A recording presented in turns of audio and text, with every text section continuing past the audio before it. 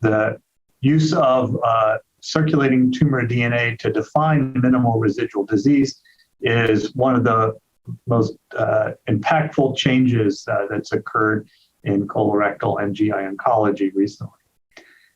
This technology is enabled by a substantial improvement in next generation sequencing methodologies that allow us to detect microscopic amounts of DNA that is derived from the tumor in the plasma of patients. This is literally a needle in a haystack, where we're seeing 1 in 100,000, 1 in a million fragments of DNA that are mutated and derived from the tumor. Many of these approaches are sequencing the primary tumor and then looking for specific alterations that are present in the blood of patients to determine whether or not there's any disease that remains. Other technologies use what we know about large panels of colorectal cancer to define signatures of those in a similar way in a non-tumor informed manner. All of these techniques have characteristics that are really important that allow us to have a very high positive predictive value, a great certainty that if we detect something in the patients, there's a very high likelihood that the cancer remains.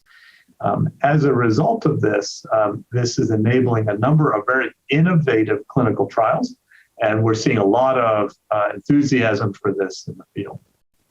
The early studies are really asking, how do we better deliver adjuvant therapy? After surgery, we know that a proportion of patients have microscopic disease that remains behind, but not everyone. And we know that we need to better deliver adjuvant chemotherapy to those patients that have microscopic residual disease, meaning disease we don't see on the CT scan, but we can detect with ctDNA.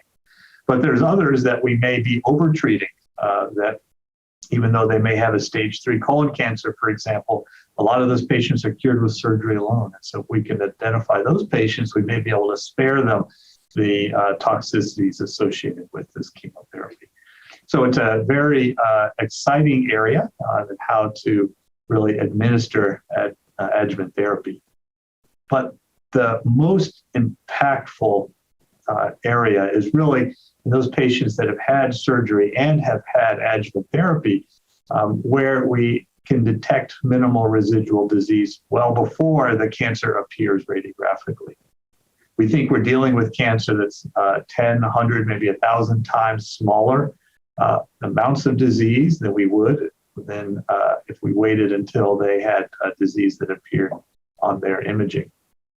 So there's a tremendous interest in asking the question, can we use novel immunotherapy, novel cellular therapy, targeted therapies, or other types of cytotoxic chemotherapies to try to eradicate and even potentially cure these patients before the disease progresses to the point where we can radiographically see them. And because we have these biomarkers of ctDNA testing, we can do a number of really small phase 2 proof of principle studies to ask questions about whether novel therapies are deriving benefit. So we're no longer limited to this barrier of having to do a 1,000 patient randomized phase 3 study to test anything in the adjuvant setting. So this new setting of minimal residual disease, there's incredible enthusiasm that this can represent a brand new setting for drug development. It can be a brand new setting with novel therapies that may improve outcomes for patients.